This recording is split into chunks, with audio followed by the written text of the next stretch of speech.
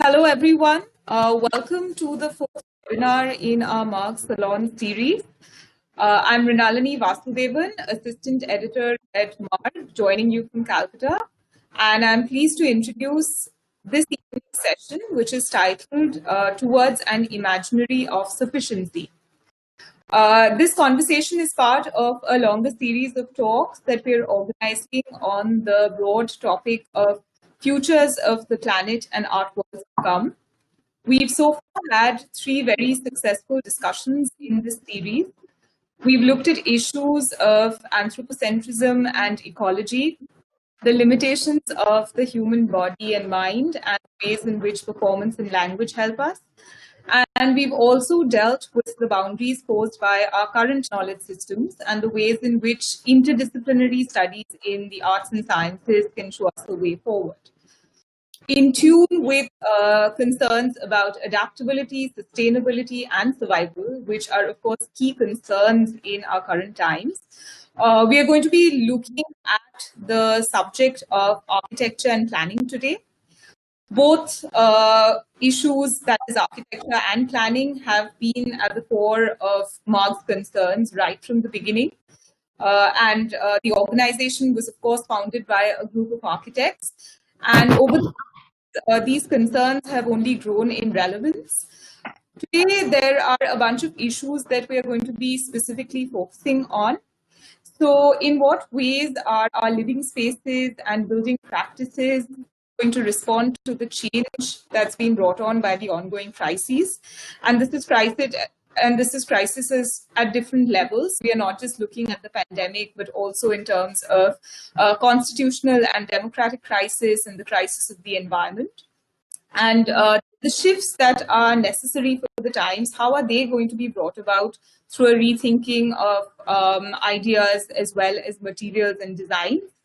Then the other concern, of course, is the ways in which we can look at alternative models that are different from concerns of economic gains that tend to ride all kinds of administrative decisions with regard to construction, upkeep, and destruction of public spaces. And we are going to ideally think of models that nurture cultural as well as natural well-being and help in poverty alleviation as well as disaster management. And then finally, we are going to be looking at the concerns of technology, what ways that can show us, as well as the concept of smart cities that's taking over. For today's conversation, we have with us 2 very well-known architects, Romi, Khosla, as well as Riyaz, Tayyibji. Romi is joining us from Delhi, Riyaz from Ahmedabad. And both of them, of course, have a lot of training and experience in individual fields, and they've lectured as well as published widely. Romi heads Romi Khosla Design Studios, and Riyaz is a partner at Untitled Design. Both of them have been involved in private and corporate building construction, but they're also part of large-scale public projects. So Romi has been a consultant to the UNDP, UNESCO, and WTO, and has been on urban and tourism planning missions to the Balkans, Cyprus, Egypt, Central Asia, and Tibet. And he's currently working on an alternate model, which he's termed as natural cities. So he's looking at urban spaces which are both new as well as existing, such as Delhi and Amravati, and ways in which more greenery can be incorporated into city spaces, and how the region can be divided into more self-sufficient blocks. This is, of course, part of Romi's larger national vision, where he's in favor of decentralizing government authority and empowering regional identities. Then we've got Riyaz, who has been an associate professor at CEP Ahmedabad, and he was a part of the Gandhi Heritage Missions project. Through that, he became particularly interested in Gandhian ways of thinking around architecture. He's also worked in affected belts in Saurashtra, looking at rehabilitation. And he's currently, of course, also part of a project that looks into heritage conservation in the medieval walled city in Ahmedabad. We are very pleased to have both of them with us, and they are going to be responding to questions posed by Rizio, who is the CEO and publisher of the Mark Foundation, and is going to be joining us from Mumbai. Before we start the session, just some guidelines to help the webinar experience. Feels like we are facing a bit of a technical problem today, so I don't know. Hopefully, everybody will be able to see Romi, Riyaz, and Rizio at some point. But if there's any issues with connectivity and video, then please mute the video option and just tune in through the audio. And after that, you'll find the Q&A tab on the side on your screen. Please post questions to the Q&A tab. We'll have a 20 to 25-minute question and answer round after this discussion. And I'll be making a selection from everything that's been put forth by attendees. When you're posing a question, keep it direct and ideally mention who it's addressed to. Because we've got limited time, unfortunately, we may not be able to take all questions, but we'll be uploading this entire session on our YouTube page. So you can post questions there and we'll get Riyaz and Romi to respond there. And don't keep all the questions till the end. Start posting some of them by halftime because it's going to be easier for me to then go through everything. Besides that, we'll have 2 poll questions that are put up at the end of the discussion. And the poll is totally anonymous, so please share your honest feedback as well as responses. Rizio, over to you to take this session forward. Thank you, Mrinalini, and welcome, friends. I don't know whether anyone can see me, but that doesn't matter. At the outset, I wish to express our happiness about the support we have been receiving for our webinars through all these tech challenges and internet fluctuations. We've been really receiving very, very good response. So those of you who follow us know that we are pushing a conversation here across disciplines and streams of art, even as we hold on to a thread of ideas. We concluded the last conversation with physicist Roger Molina and philosopher Sundar Sarukai. I can see Sundar among the attendees today, with a question about the critical function of human imagination in our times. And Sundar very pertinently pointed out that it is perhaps most important for our imagination to reclaim presences in this age of absences and virtuality, which also means recovering our sociability in newer ways.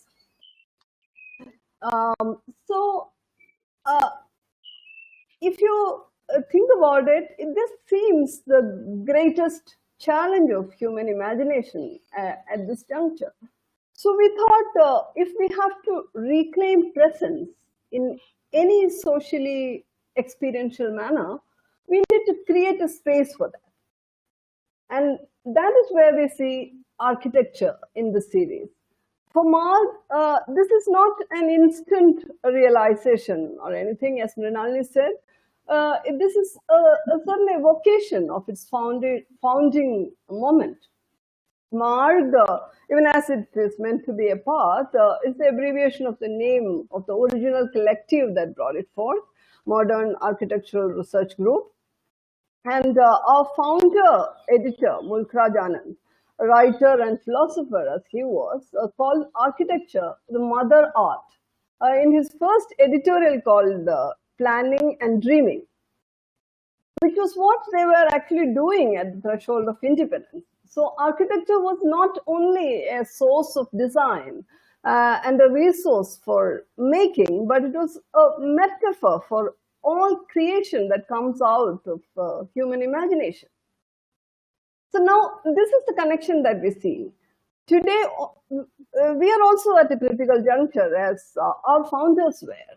In September, as we are entering our 75th year, we are reclaiming our magazine as an interdisciplinary platform for cutting-edge thought.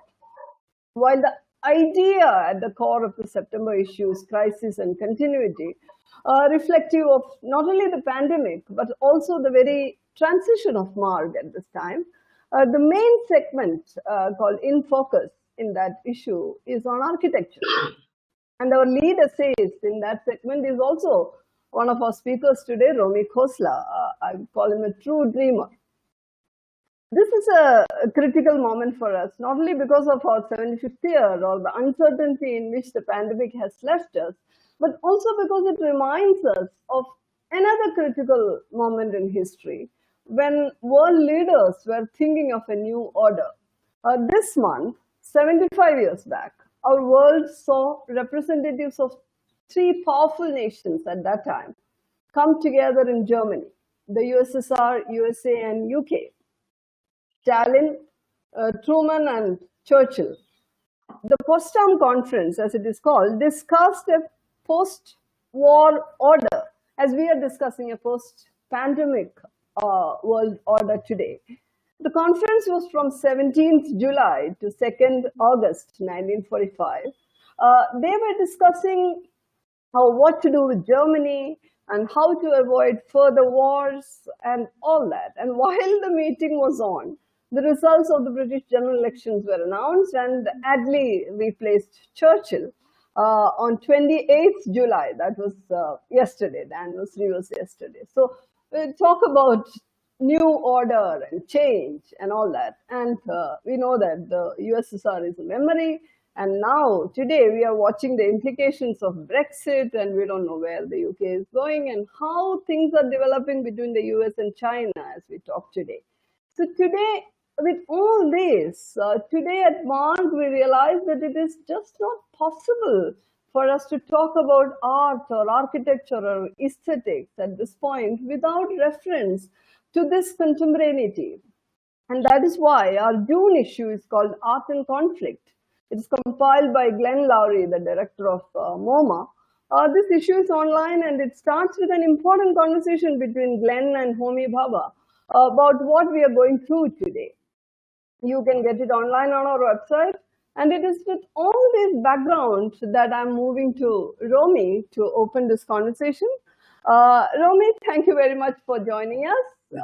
As we see, many powerful nations today are visibly failing to fathom the uncertainty in which they find themselves at this point.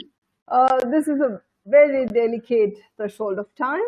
We are yet again trying to imagine a new world order. This brings us closer and more intensely to a question which is a favorite question of yours, which is that of change. On the one hand, we feel everything is changing so fast. Just as 75 years back, everybody was feeling that. Today it's Churchill, tomorrow it's Attlee. Today it's free GeoSIM, tomorrow it's GeoGlass, etc., etc. But on the other, we also feel that things have not changed a bit in a century. We are the same helpless people that were affected by the Spanish flu. We still don't know how to handle these invisibles. So there is this paradoxical experience of change. How do we deal with it?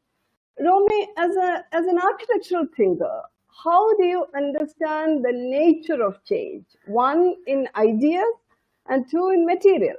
And do you think there are some methods or paradigms that may help us think this through and bring a creative change at this time? Over to you. Thank you very much, Rizio, for that wonderful introduction. And of course, 75 years ago, they were wondering, the same powers were wondering what to do with Germany, and today they're wondering what to do with China. So maybe things haven't changed that much. But you have, let's deal with the three questions, I think, which come up, the three issues which come up in your question. The one is the uncertainty. The second one is change, the nature of change, ideas and materials. And the third one is the world order. Is this a new world order? So let me deal with these three to begin with.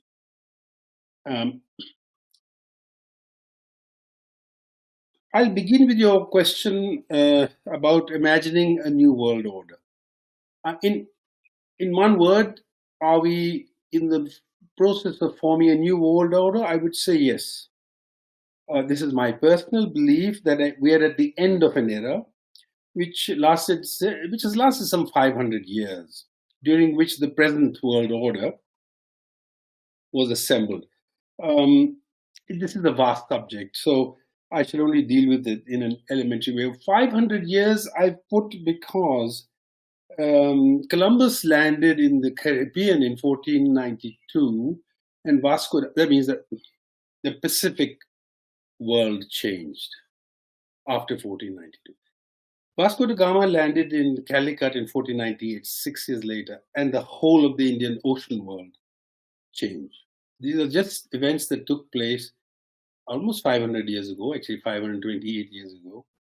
And the new era of gunboats, monopolies, colonization, accumulation of wealth in merchant companies, all the characteristics of our era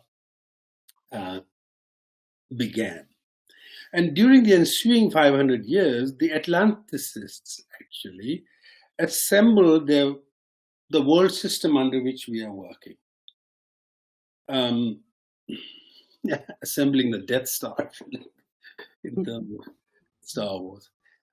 Why, you may ask, do I think that this era is coming to an end? Apart from the rather arbitrary notion of 500 years, which is quite nice, comfortable feeling it gives us. It's coming to an end because there were some pillars on which this was built, which were a little bit hollow. So they're giving way. Freedom. Millions of people were sacrificed for this pillar to be erected called freedom. Then there was democracy. Democracy for which millions of others were sacrificed to erect that pillar of democracy. And then there was the rising private wealth and the nations in debt. This has been the characteristic of our era, and for which millions were impoverished. So these are the pillars which seem to be getting wobbly, and the reason why I feel that, yes, we are on the verge of a new order beginning. Now I come to the second of the three issues raised by you, uncertainty, which of course for me is linked much more to do with ourselves than with the era. It has an impact on the era. Uncertainty is something to do with the inherent impermanence, which is part of our lives, the dynamic or the transient, which is perpetually there, but which generation after generation tries to avoid the consequences of, or tries to resist the consequences of. And when you take the era as a whole, or when you take the Atlantists as a whole, it has been their endeavor over the last 500 years to resist the transients, to make permanent, whether it is their rule, whether it is their colonization, whatever it is. So this uncertainty never goes away. It's the single most important characteristic of our present era. The pandemic is only one part of what we've seen, but for rulers, it is a nightmare, and not for maybe us individuals. The transience is unstoppable. Every era must come to an end because of this transience. And this gives deep undercurrents of uncertainty. They are present in our everyday lives. Therefore, they're reflected in our national lives. Therefore, they're reflected in our global lives. On the other hand, if we look at it from another point of view, and then I come to your subject of creativity, it is the impermanence, it's the transience that gives us great opportunities to create. Because of the dynamics of impermanence, you have an amazing opportunity to create from your deeper imagination. This we can go into later. And now for the third issue raised by you, change. Now that is something connected to both transience and to the crumbling of the world order. And of course, architecture, which was your specific reference, I think change is perceived by any of us actually through our minds, right? This is where change enters first. So we have 6 senses, and those are the doors in our mind through which we perceive the world and through which change also enters. I think that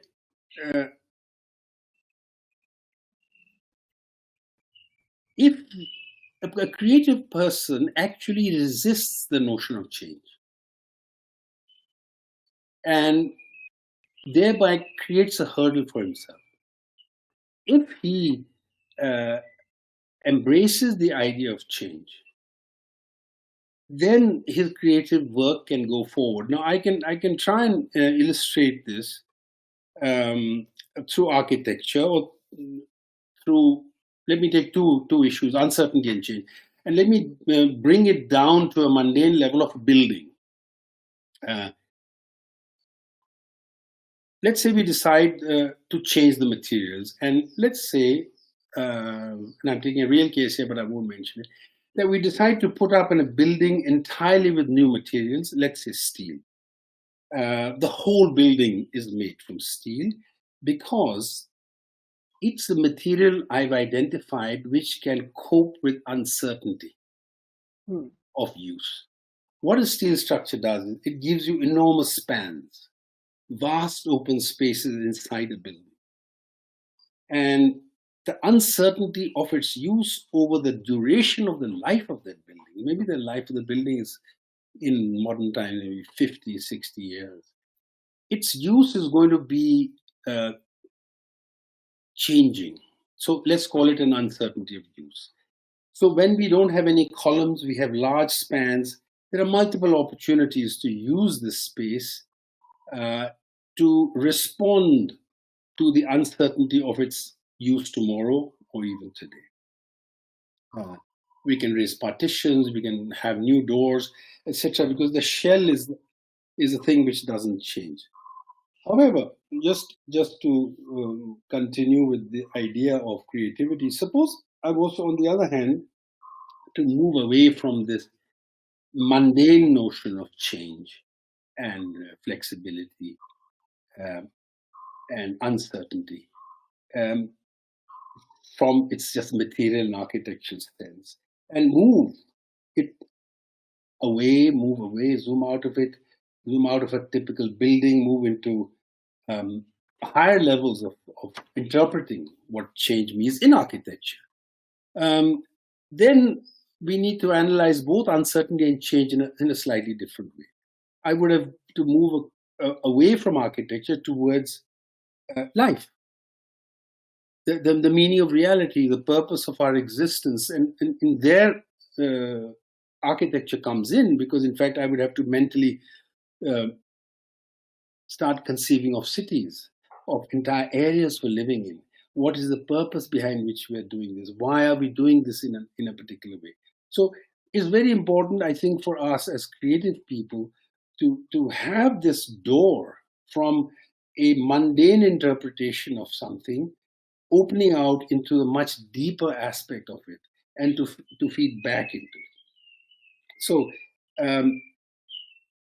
when I start thinking about cities, or I start thinking about the history of architecture, what is community architecture? Can the community play a role in building?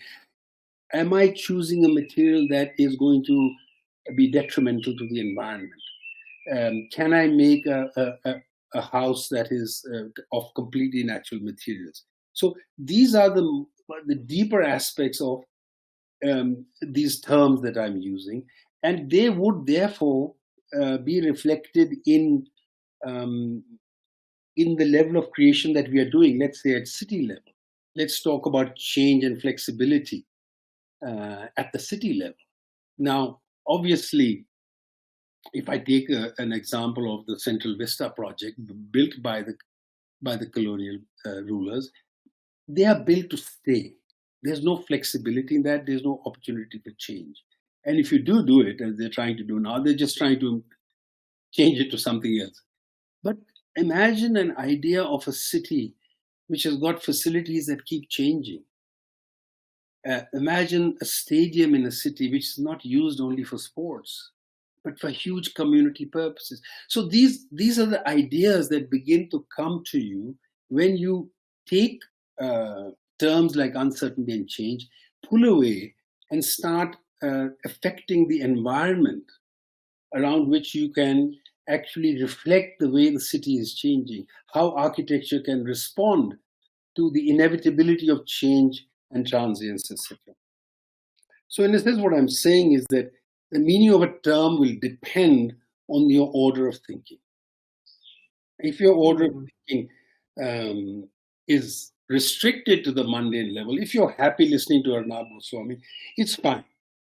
But if you are going to reflect, and if you're going to pull away, and if you're going to go into the deeper order of things, you will open up that imaginative door.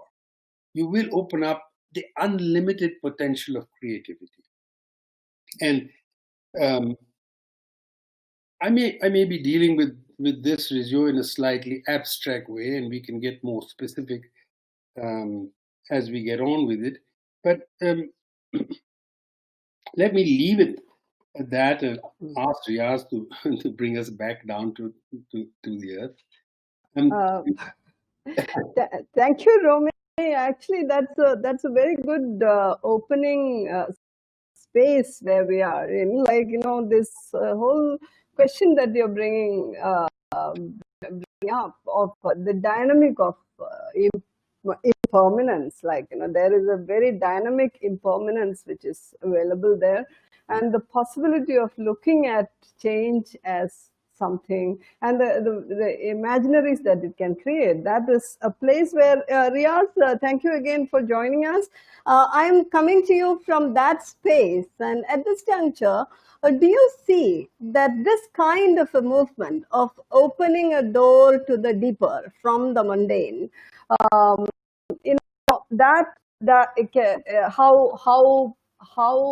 much can we do to make it a more prevalent kind of approach towards change, and if this is this a radical change, and if it is, then do you see some space in our world today? Is there a space which is at a vantage point to make that kind of a move? You may have many examples, but you have also been studying Gandhi's methods, and Gandhi today is received in a very polarized manner. Some people bash him, some people worship him, but beyond all these polarities, what specific inspirations would you draw from Gandhi as a doer to cope with its challenges? Curious. I thank you, Rizio. Am I being heard? Yes. Yes. Okay. So thank you firstly for inviting me for this conversation. I would. It's such a large question, Rizio, that I would also like Romi kind of contextualize it a little bit into something closer that's perhaps more familiar, and then we can kind of move outward from there. The whole question of change to me is also a kind of question of our relationship with boundaries and our relationship with what we know about the world in that sense. And if I contextualize this to maybe the same 500 years that Romi was talking about, the development of the way we look at space has been one which has been constantly opening up. And in that sense, I would say that boundaries have been dismantled, the boundaries which were perhaps created by social or cultural practices. And in architecture, we see this in many ways. We see it in art. We see it in painting where the subject of the painting challenges the frame, or in sculpture where the kind of the work challenges the museum and moves out into an installation, into landscape, and it's constantly breaking these the frames that perhaps we read earlier in terms of community and in terms of social boundaries that held us together. And on one hand, we bemoan the loss of that legibility of belonging to something larger than ourselves. On the other hand, we've reveled in this freedom of not having those boundaries and kind of these lines which fly out and that we can explore in the way that we think, but also in the compositions that we explore. So, I mean, in a world where the boundaries are becoming more amorphous, I mean, you see this in our cities, that cities grow and there's no sense of legibility to where they end, and they're continuously growing. And it does tie back to our question that you ask in the title of this conversation as to what is big enough for a city. And at the present moment, that's a critical kind of question in the field that we are in. But in a world in which these boundaries are no longer, how would you say, they're not useful or they are not legible enough for us to use as references, and yet they are being formed all the time. I see that the only space that one can use or one has at one's, how would you say, at hand is really ourselves, and the site for change and the site for transformation is, I think, ourselves. And this is where I think Gandhi has an incredible role to play in showing us a way.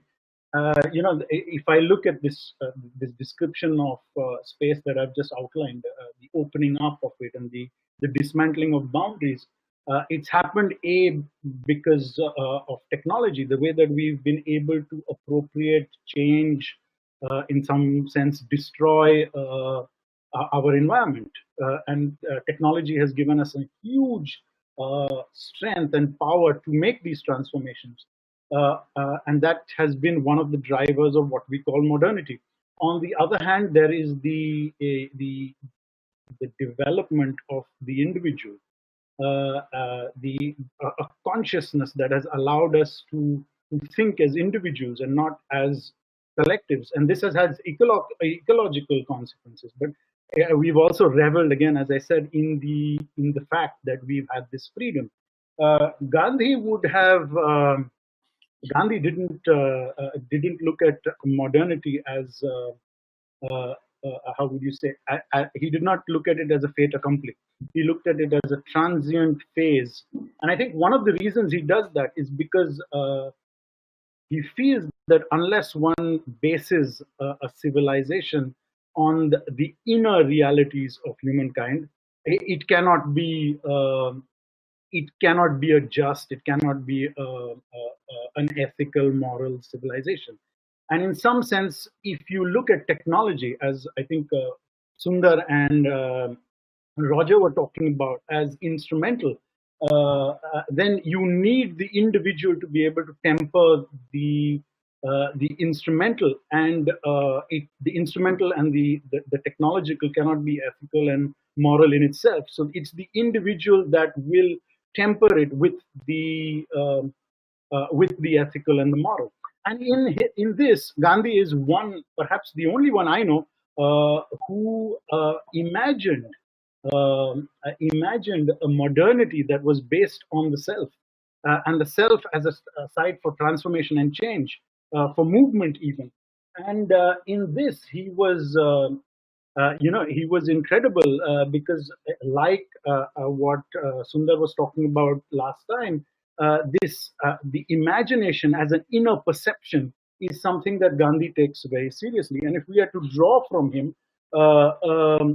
very tangible methodologies, as you put it, I would say that he went about this in a very systematic manner. He looked at it in terms of self-observance. He documented his own circumstances, immediate circumstances that are close to him, that are actually happening, not something that's happening 5,000 kilometers away, but actually what he's experiencing, his knowledge of his surroundings. But he starts with his body, and the knowledge of his body, how his body reacts to a diet, and how it reacts to various kinds of contexts. And this observance leads to him exploring a certain vocabulary by which he can describe the world that he is looking at in this self-observance. And that vocabulary then enters into a dialogue with further kind of experience that he has. And it needs to have this dialogue because it has to be self-critical. And he looks at dialogue as very important to the inner process, as something that opens up, where you use difference to open up things that you cannot necessarily do alone. And dialoguing is extremely important to him. And then from there, that dialogue also moves further inwards to the still little voice within, which he looks as the definition. That conversation with the inner voice is what he looks at as individuality, to be able to have that conversation. But in all of this, this entire process is foregrounded in the material world by practice, by method, and by forms of collectivization. Because unless you are able to look at method and able to look at collectivization, that inner dialogue becomes purely subjective. So unless it is taken into the realm of being systematized and thought through, and looked at in its collective possibilities, it's purely a subjective position that an individual would take. And we've kind of so enjoyed that subjective position because it's unanswerable to any but abstract frameworks, that perhaps Gandhi would have said that the idea of the individual within the drive, as a driver of modernity, hasn't matured yet. In some sense, it's like an adolescent that's extremely fascinated by its newfound freedom and the emergence of its individuality, but yet hasn't realized its the need for its responsibilities and the fact that it must look inwards in order to develop an ethic and moral for the very instruments that are created by the same modernity. And in this, Gandhi starts again very close to himself. He starts by looking at his body itself as an instrument that measures the the appropriate and healthy engagement with the physical world. So on one hand, he looks at the body as an impediment to this inner voice, which comes from an older tradition where the bodily senses don't allow you to hear the inner voice with clarity. But on the other hand, he realizes that our connection to the physical world is deeply related to the body. And this is, I think, this is a really important aspect of the way that he practices with material. I mean, he practices. He controlled his diet. And when I say practice, there's an everydayness to it. It's something that you do day in and day out. It's repetitive, and this will require us to reconsider what we consider as a creative act, or where we think the imagination lies. Because what Gandhi is doing is day in and day out, he's observing and controlling his diet. He's working with materials like he's spinning, so he's dealing with cloth. He's extremely proficient with leather. He's a good carpenter, but he's also making buildings. And perhaps that's one part that one has to really look at carefully from an architectural point of view, because Gandhi's buildings on the outside have been categorized, like himself as a man. His body has been looked at as traditional, vernacular, wearing wearing traditional clothes, the half-naked fakir. That kind of is what is associated with him. But when you look at the substance of his architecture, the substance of his practices, they are very, very modern. If you look at, say, Western architecture, Corbusier, Wright, let's say whether you take the free plan or you take the corner window that Wright, he actually writes that he invented. These are opening up of architectural space, which happened through technological material advancement. What Gandhi does is completely different, and he opens space up by changing his behavior. And in this, what he does is, if you look at the kind of practices after 1906 that he follows, he becomes a brahmachari. In that, there is sexual abstinence. The distance between his public and his private selves is diminishing. His need for private space in the way that he behaves is diminishing. The idea for private space completely disappears by the time he builds his third ashram. And therefore, the room that was intrinsic to the architecture that he grew up in is no longer necessary. And his architecture can kind of develop as a veranda in which you live. And that kind of opening comes from transforming the way that you behave rather than the technology, that the instrumentality of the building itself. And I think this has incredible implications on the way that we think about design, because Romi kind of alluded to it in the example that he gave about a steel building. The steel building gives us large spans, a kind of large veranda-like configuration, and our behavior can change within that. And I think this is whether we look at it in a manner whether we look at it in the manner of design or we look at it in the manner of how we use buildings, what this tells us is that our behavior will perhaps need to question its need for specific things. I think I'll just end over there, and we can kind of get into the conversation as we go on. Thank you, Riyaz. Can you hear me? Yes, I can. All right. Okay, so this both Romi and you are pointing towards the need for a certain channel to be created. This can be architecturally, it could be a window, but this could be a dialogue in a different space, etc., etc. But in all these, my guess is that both of you are looking at the human, body, mind, the human individual.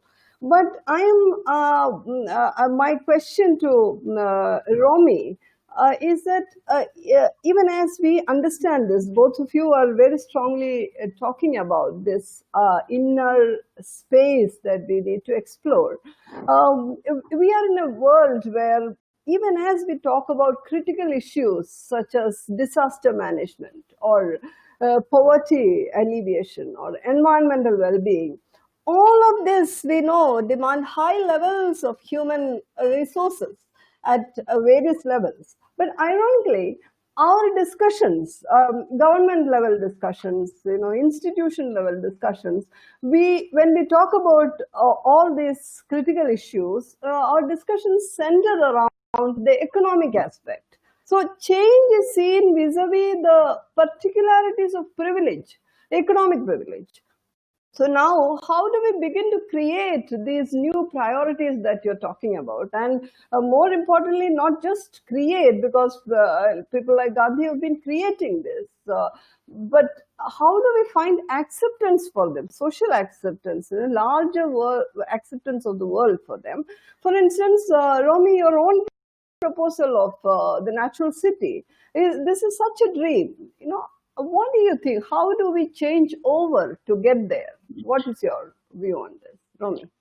I think, again, you've raised certain issues which to me are linked to the way the era is crumbling. These are things like disaster management, poverty alleviation, environmental well-being, and obsession with economics. I think these are characteristics of our era.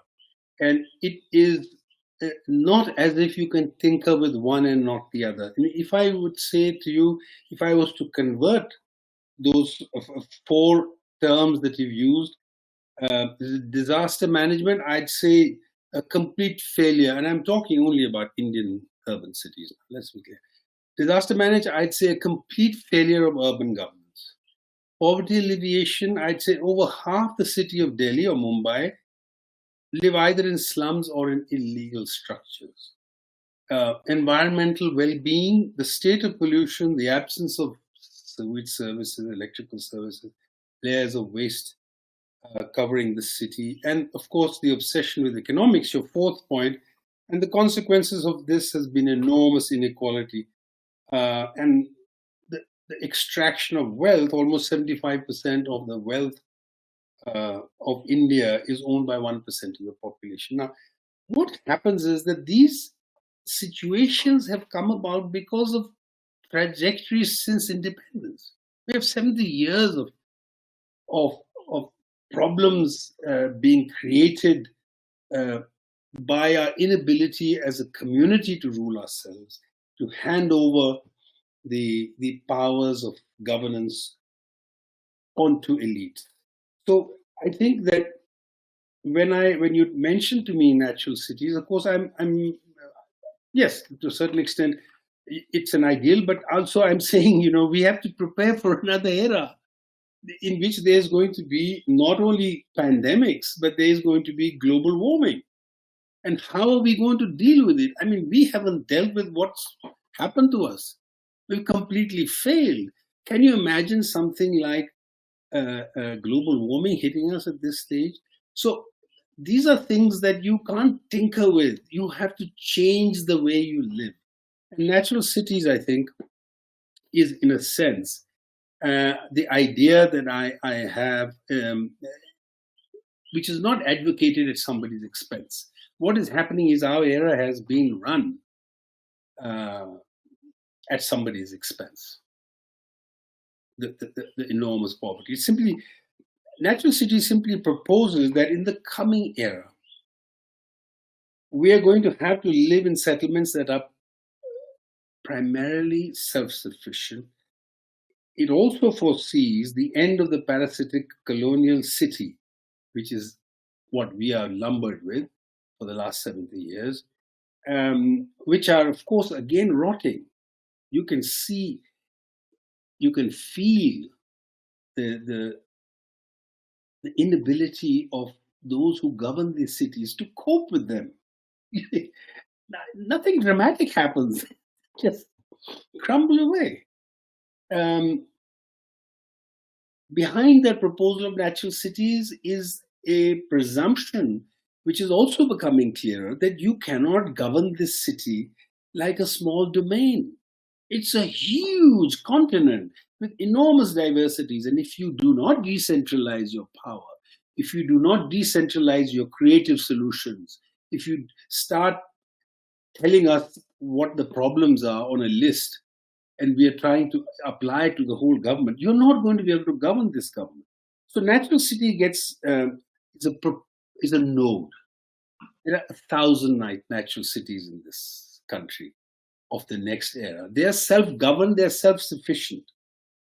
And how you get there now becomes an interesting question, because after the COVID-19 pandemic, what we have seen is the inability of the center to initiate any change or redistribute the responsibilities to the various states. Everybody's failed. I mean, let's not pretend we haven't. There's a complete absence of anybody who is able to provide guidance. Our entire country has come to a standstill. So, in my books, my way of thinking, we've arrived at the stage of the preliminary preparations for reconfiguring our cities into natural cities. Now, there's a lot of detail available on these natural cities. There are even drawings, etc. But what my passionate plea is, we have only a choice before us now. We can either keep moving towards a situation where we become a failed state, or we reconfigure our urban geography and start creating a new generation of cities to receive the urbanization in the coming era. That's basically what I want to say. Thank you, Romi. Riyaz, I would like to take this question of governance that Romi is talking about. to the level of the individual again, because ultimately, if the individual does not work, that unit does not work, the larger governance system cannot work. So I know of your affinity towards notions like the bread labor, and also you see the human body as a space-making entity in architecture. In an earlier conversation in the series with philosopher Rohit Goyal and Padmini Chetur, the dancer, we discussed the gap between a human body and mind. So this is also a question of governance. You know, when there is a gap existing, when it comes to adopting methodologies towards making a change, well, it's one thing to say that we have to initiate this dialogue, we have to create those windows, but if fundamentally, if there's a gap between human body and mind, and paradigmatically that gap gets reflected in various other structures that we create, what could help the human body and mind, in your view, to stay and move together, at least these two to be in alignment? Because this will have implications for individuals, communities, and nations, and the world at large. So then this extends itself to the question about building civil societies. How do we imagine a new path and build an awakened civil society movement? Because it requires individuals to do that. So do you see some essential things, links, which have to be there to make this greater common thread of change? Riyaz. Once again, I'll just check that I'm being heard. Rizio, can you? Yeah. I think this. I think one has to be a little bit radical on this, in the sense that the aesthetics of permanence is something that I think will need dismantling in some sense. And I say this in two or three ways. I say this in the question that you asked Romi, related to change and related to the uncertainty and the idea of the ephemeral. And I think that what permanence does is, and our aesthetics of permanence has created a sense of beauty that guides instinctively us in certain directions of separation. And I think that comes out of a certain idea of completion, certain ideas of self-sufficiency, certain ideas of being individual. And I think that these categories and a vocabulary of these will have to be rethought. I think that we will have to let go of efforts for complete resolution, for wholeness, in the ways that we have imagined them so far, because these ideas completely privilege a few and do not allow many to participate in their conception. And I talk about this from the idea of a building to the idea of our cities, but also, as you have extrapolated them, to the idea of nations and so on. And I think that when one thinks about things as incomplete rather than complete, if I just use very simple words here, one allows for interconnectedness and dependencies, which right now, in our effort to be separate and to be whole in ourselves, in a kind of warped manner, gives rise to the idea of a certain aesthetic sense, which we need to open up and kind of rethink. This idea of the grotesque is something that I would like to perhaps talk about, because the grotesque, I think Mikhail Bakhtin talks about it as a body that is in becoming. It is not formed. So it is something in one ways which is mutilated, is incomplete always. And I think our sense, and this is the sense in which I was talking about completion, that we don't have an aesthetic sense of things in transformation, things which are in the process of change, and yet we know we must have. And so even our conceptions of what we should do and how we should respond in this time that needs change is to propose solutions and to propose responses that have some kind of articulated sense to them, that have some kind of legibility in some sense. And yet, when we talk about change and we talk about things that are transient, it does mean that we need to take positions of participation in that change, and kind of work from within rather than a position from outside that looks at beauty as some kind of order. When you are within the system and you are responding, it is the communication and the relationships that become more important than the configuration, let's say like a flock of birds that you see on the outside. It's really because the birds don't know that they are in this fantastic formation that we see, but the kind of communication and relationship between the birds is what is giving the order. And I think we must return to an aesthetic of incompletion and not base, because intuitively we will look at resolutions as something that is beautiful and drive decisions forward. So to be able to accept and to work with ideas of beauty, ideas of aesthetic ideas that allow for many people to participate is something that I think we will have to look at. And these will be very different from what we consider right now. It will disempower a lot of people. And I'd like to give because this is a reasonably abstract, I'd like to give an example in my own profession. We must reconsider the category of a building. The building gained prominence as a unit of architecture, again, somewhere about 500 years ago. The great architect Brunelleschi only built a dome.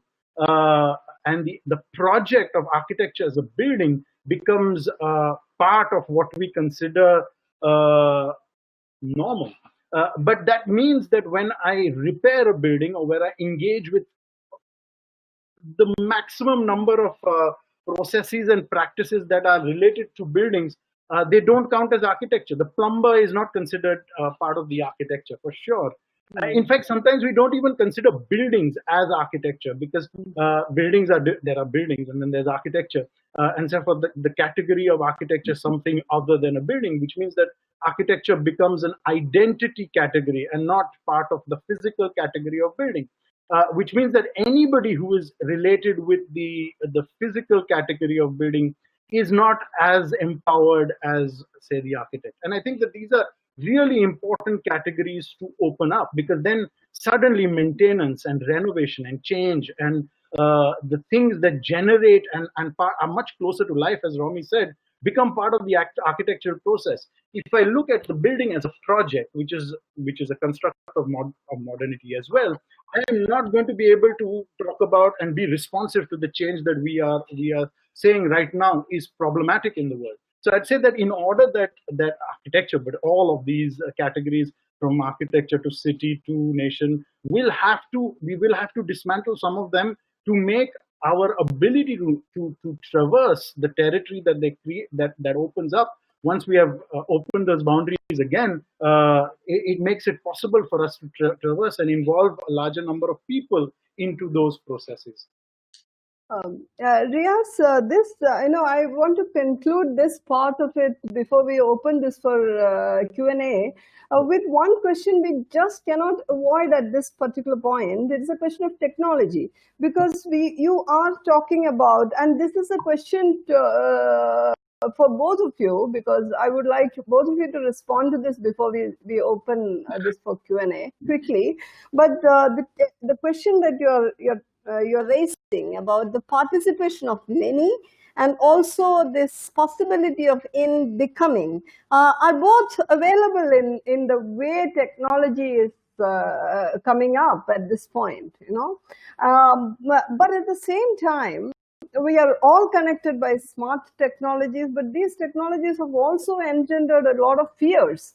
On the one hand, our futures seem interlinked, but on the other, there is also a sense of colonization, a kind of new colonization which is happening.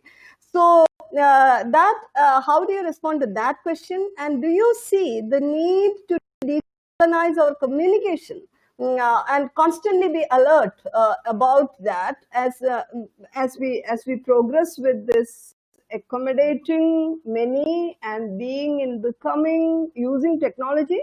And how do we change, how do we be vigilant about our daily language to still accommodate inclusive values of dreaming, planning, making, conserving, etc., etc. So as architects, this is a question to both of you. As architects, what kind of changes would you envisage in your own ways in architecture's vocabulary or vision, materials, or media? What do you, each one of you, see in the days to come? Maybe start with Riyaz and then go to Romi. Okay.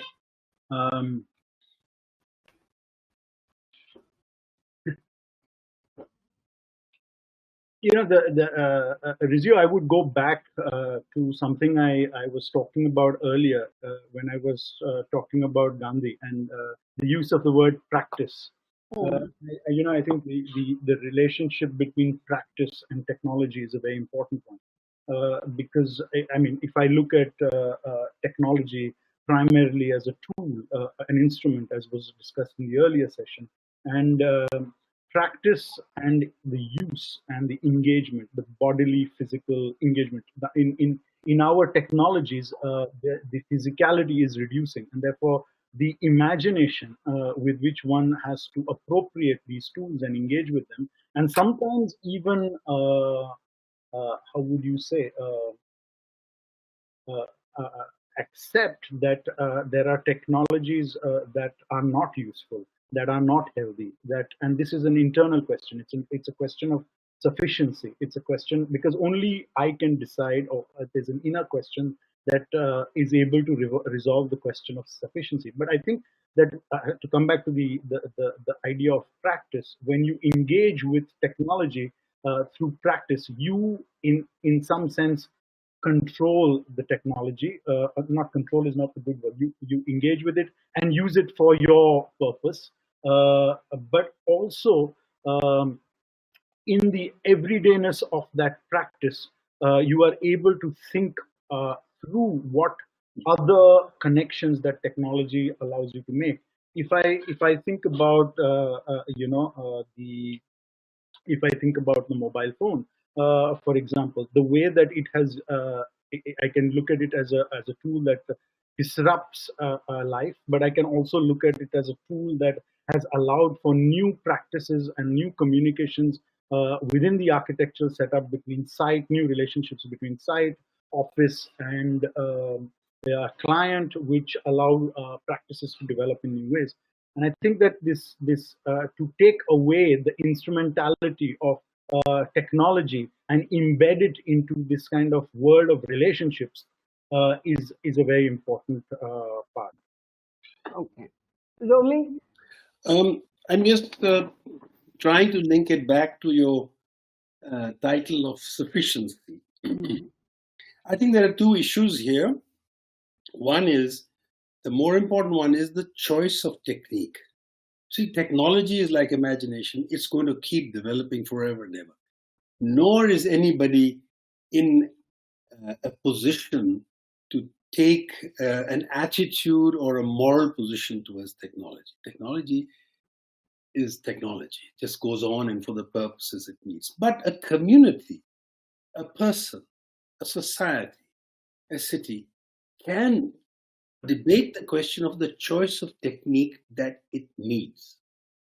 And that is determined by the level of your indifference. In other words, if you move from a landline to a mobile line, is this an unconscious decision for the choice of technique, is it really giving you, for the price involved and for the sacrifice it is, a better choice? Because what happens with the choice of technique is that if you debate and consider the choice of technique, it varies geographically, it varies by communities, it varies by individuals. I, as an individual, may think that a landline is good enough for me. Somebody who's rushing around and has got multiple functions to perform may find that the phone, the mobile phone, is more appropriate to him. So I think the debate is really how does a community choose the technique which it requires for it to develop? And technology is an abstraction. We're sending rockets to the moon. We can choose any technology we want. But if we do it without discussion, if we do it without deeper thought, we are going into the area of beyond sufficiency. Because it is the level of your sufficiency which determines your choice of technique. So we shouldn't regard technology as some kind of a demon. We should regard our absence of debate and choice and our conscious decision about technology as a country. As a country, we should debate. I mean, do we really need to send something up to Mars? We have the technology, but is this the choice that we are going to make? Does it move us to a higher level of indifference? So those are the ways I was just making an abstract portion of, for us as a country, what is critical is to determine through discussion the level of sufficiency and also to determine the choice of technique that we want to access. We are nowhere near going to be the leaders of developing technology in this country. We are going to have to buy it. That is already in there. So it's all the more important that we make an issue of this.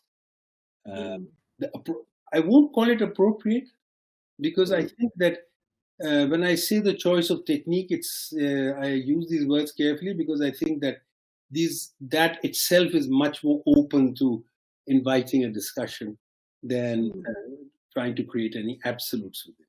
Okay. Thank you, Romi. I think that's a good place to go to the audience. There are a lot of questions I can see. I am actually this warning that you're giving against this indifference and the choice that we must make, studied choice. That is very important. I'm reminded of Kundera's famous statement that the struggle of man against power is the struggle of memory against forgetting.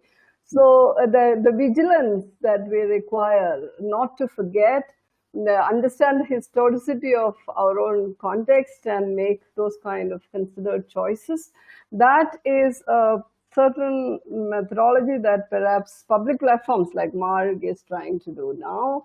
And this, as I said, this is also very interestingly leading to the next conversation in the series, which is with political philosopher Bhiku Parekh and poet and scholar Sitanshu Yashaschandra. They will be discussing multiculturalism and the specific role of the literary idiom in extending the range of our sympathies. So how do you make choices in a multicultural situation, etc. So Bhiku and Sitanshu will be talking about this on August 19th. So I hope everyone will be there, but I hand this over to Mrinalini, and thank you, Riyaz and Romi, for this wonderful reflections. And I'm sure there'll be a lot of questions. Mrinalini, over to you. Thank you very much. Thank you. Thank you, Riyaz, Romi, and Rizio. And we've already got quite a few questions. I will read out the first one. So this is from NNA Jacob. I think Riyaz, Romi, both of you can respond to it, probably. So the question is, in a world that is increasingly moving towards the virtual, we are forced to imagine space in relation to the virtual. how will this impact our notions of dwelling and the intimacy of the private spaces in which interiority resides? Will the coordinates of the very idea of space need to be reimagined in relation to the shallow ephemerality of the virtual? Riyaz, would you like to take that up? Yeah. Well, I think that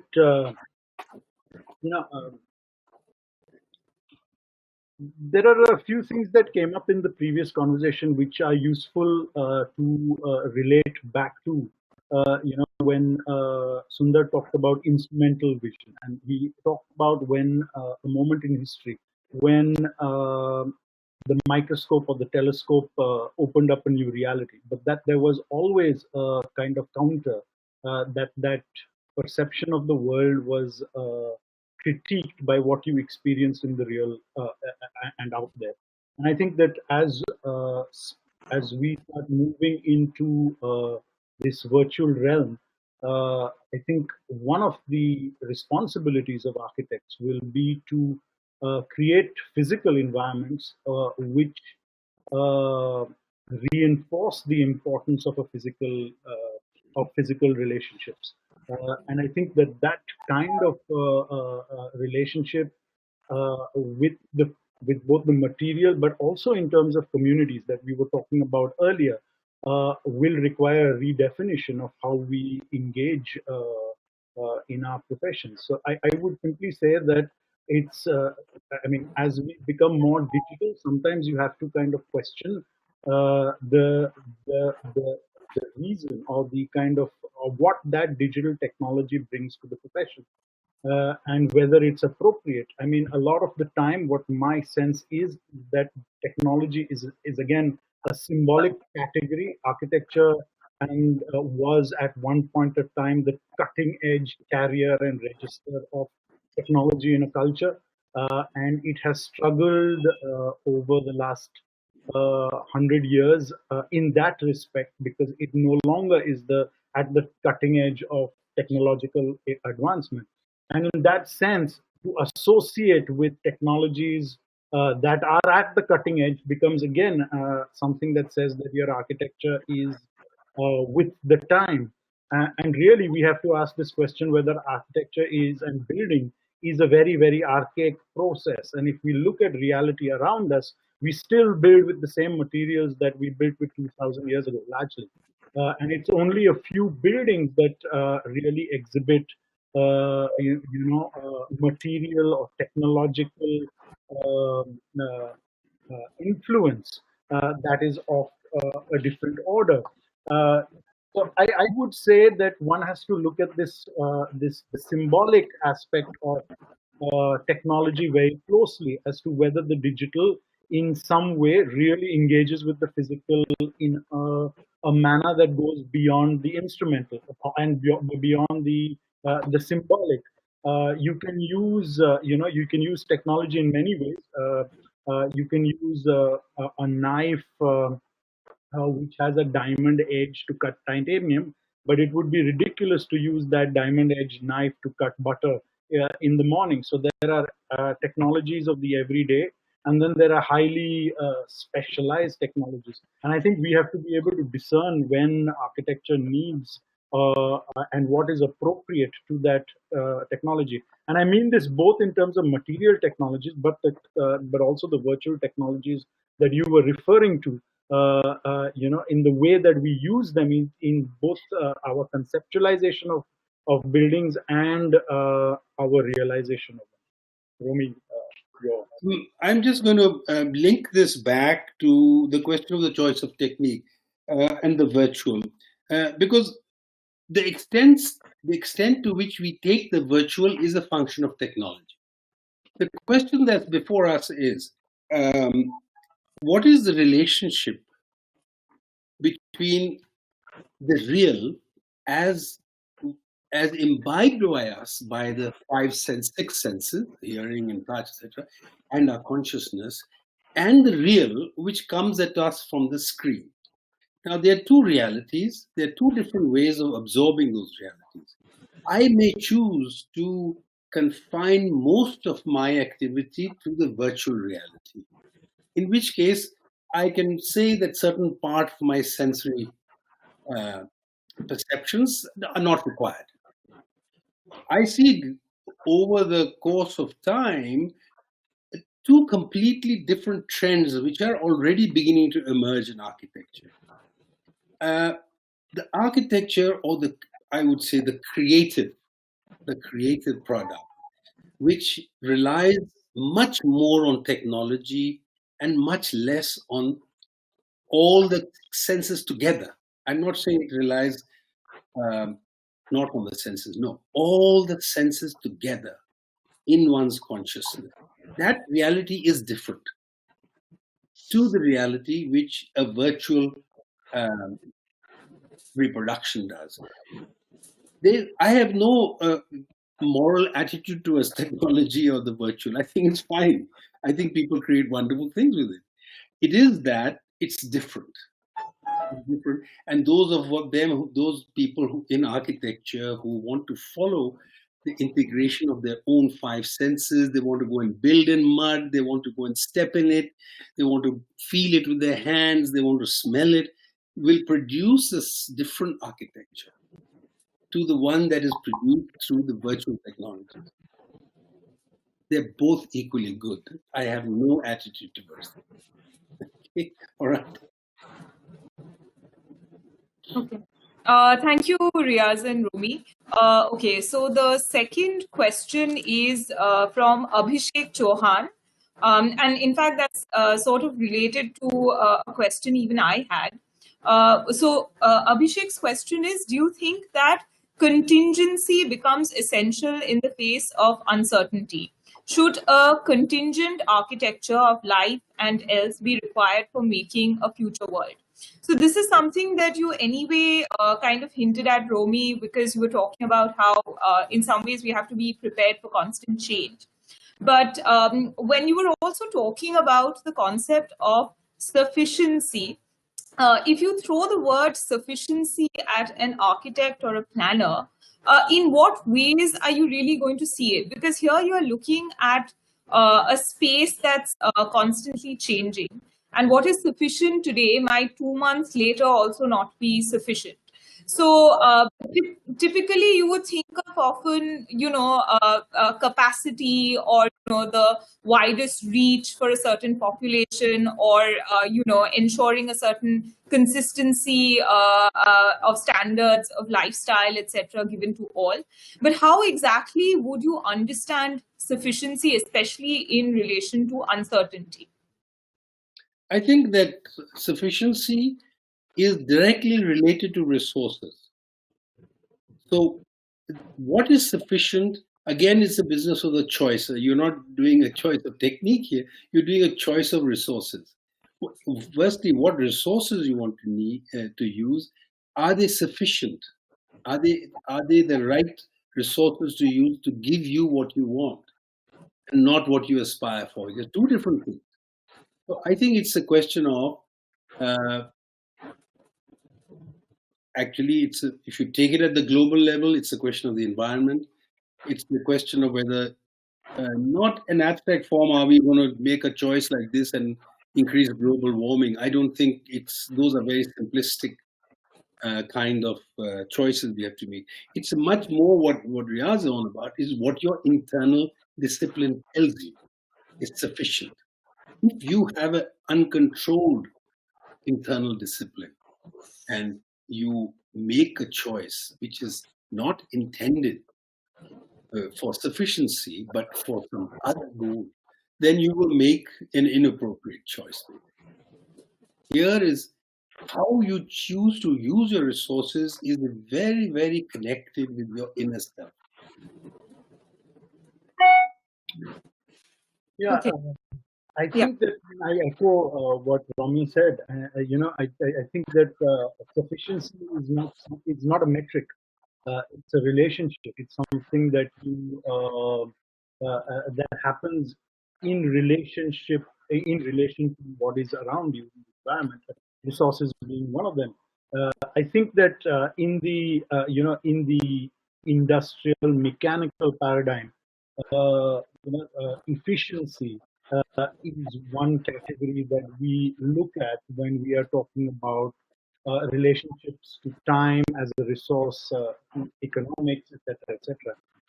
But there's another paradigm. If I was to take not an industrial paradigm but an agricultural paradigm, and I was to talk about agriculture, which is really the culture of the earth in its literal etymological sense, and kind of open that up to say that there's a certain frugality with which you live when you are in that kind of situation, and frugality comes from this choice that you make of how much you use. Efficiency assumes use. It says that I will use and I will use it efficiently.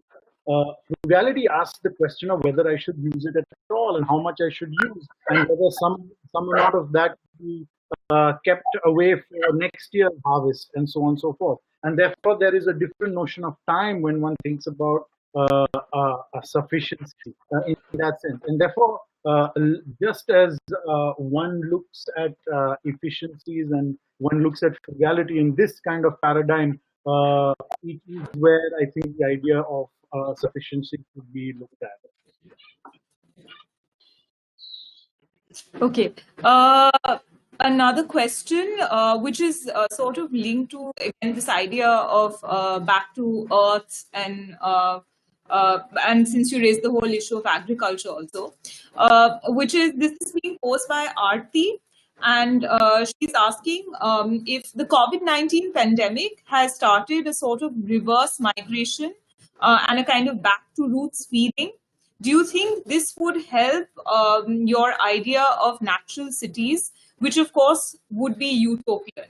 So is there a sense of going back to anyway, cultivation, farming, or a different kind of conceptualization of space, and even a rearrangement of population, which is going to lead to a certain drastic change in the way in which things are going to happen in the next few years?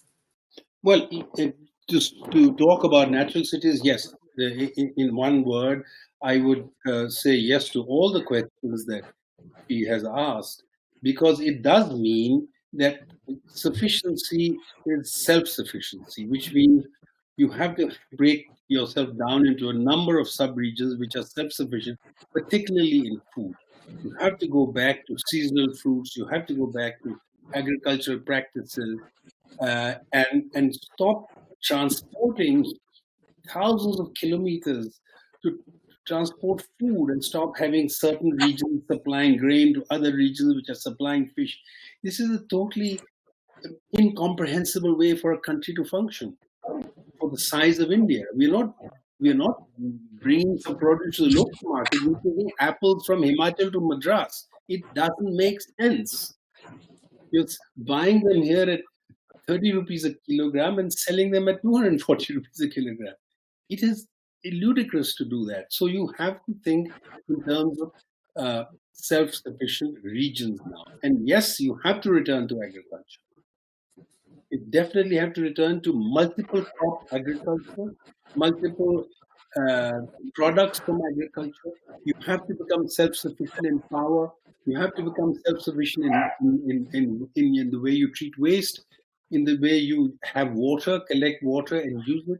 These are all the critical things that are running out in this country. So I don't want to go into that debate too much, but yes, to answer a question, natural cities is our optimum, by the way, incidentally, is about 1 million inhabitants. You cannot have a city more than 1 million inhabitants because the footprint of the region required to support it is manageable for 1 million inhabitants. As soon as you cannot have cities like Delhi in the new era. Absolutely out of the question. Because they are parasitic cities. They are colonial cities. Their age is over. Okay. There's Chitra Vishwanathan, in fact, who's commented on this idea of self-sufficiency, because she's saying that sufficiency and frugality can happen only after our basic needs are met. I think there is a need to start a conversation on sharing, self-sufficiency will only lead to more silos. Sorry, more? Silos. S-I-L, silos. S-I-L-O-S.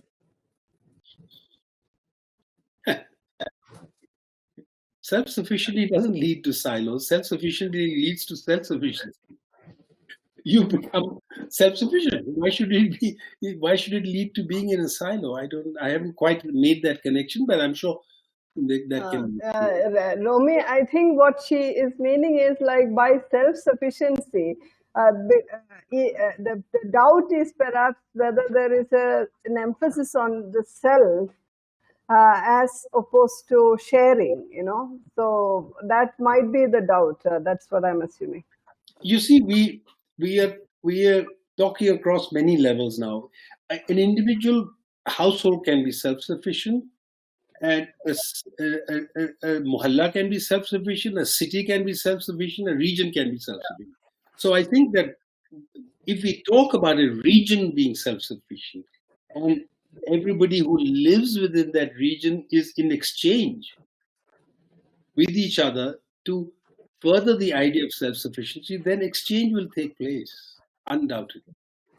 So I think that if we are to survive into the new era, we have to have regions that are self-sufficient, and much more to do with how they govern themselves, how democracy is completely decentralized, how communities manage their own affairs, including their self-sufficiency in power, water, etc. So those are the directions in which I feel we have to move.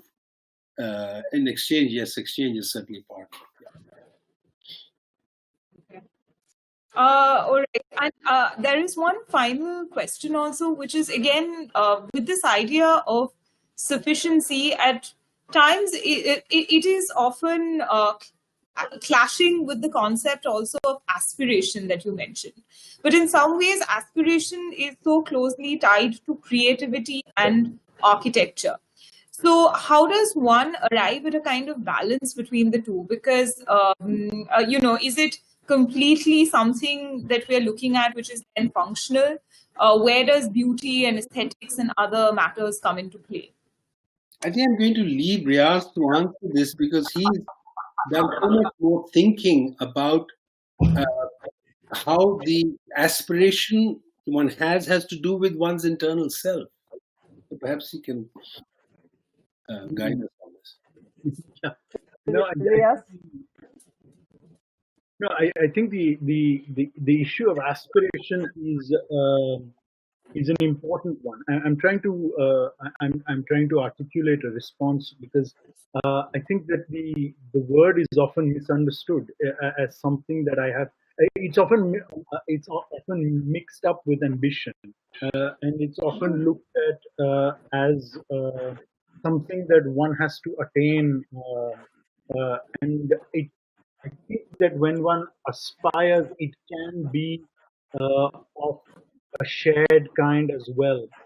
And I think that when one relooks at categories and vocabularies, one will have to kind of articulate new domains that we aspire for that are shared. Right now, I think that there are several aspirations that we have which are part of our cultural condition, and therefore we aspire in the manner that the question was asked. We aspire in certain directions, and I do think that those cultural constructs will have to, as Itra was talking, was insinuating in the question, was that we will have to look at aspirations that are that encourage sharing in particular manners, and I think that this is part of the dismantling and the remaking of vocabulary and methods, and also the boundaries that I talked about earlier in society. Okay. Yes, I think we're done with questions. Oh wow, there seems to be more still coming in. But I think we'll have to probably Yes, I think we'll probably have to end the session here because we're well past 7:30. So thank you everybody for your questions and comments, and thank you especially to Riyaz as well as Romi for making this a really stimulating session. We are going to have the audio recording of this session available on the Mark Foundation YouTube page very soon. So in case you had any issues tuning in, you can definitely follow that, and you can pose some of the questions that were not answered today over there for Riyaz and Romi to answer. Please subscribe to the Mark Foundation Instagram and Facebook pages, and also check out the website for all details on our publications and other activities. I think we can close the session now. Riyaz, Romi, Rizio, any last words, or are we good? Mrinali, thank you for this. And I also noticed there is one question to the organizer of the panel, which was like this kind of a discussion requires a multidisciplinary panel. That's a comment. But I have also replied there saying that this series, this is conceptualized as a series. We understand the requirement to have deep conversations about this issue. So this cannot, no panel can address this in 1.5 hours, 2 hours. So we have conceptualized in this way where we really deeply go with thinkers, think with them, rather than give everybody like 2 minutes, 3 minutes of time, and nobody can really articulate their views. So I would urge the audience to be with us through this series. This is going to be a continuing thing at March. So that's very important. And also the place where we are closing this, which is about the question of aspiration, ambition, sufficiency, this triad, what and how do we confuse among these terms? This becomes very crucial. So this is why I'm saying like how important it is to be with the series. Like as you can see, like Riyaz and Romi had referred to the earlier conversations. So, and we are going into a conversation which is talking about multiculturalism, Bhiku Parekh and Siddhanshu Yashchandra. So this question will be answered or taken up in more detail there. So that is how we visualize this whole series. So I would request all of you to be with us, and also please subscribe to the Marg magazine, which is celebrating its 75th year this year, entering our 75th year. From September onwards, as I said, it's going to be an entirely different interdisciplinary magazine. So please subscribe. As I always tell people that the digital annual subscription to Marg is cost you less than 2 cappuccinos. So please subscribe. You will read Romi and Riyaz and many others, deep thinkers on the pages of Marg. So please be there. And thank you, everyone. Romi and Riyaz, this was absolutely wonderful, insightful session, personally for me also. We'll take some of these issues forward.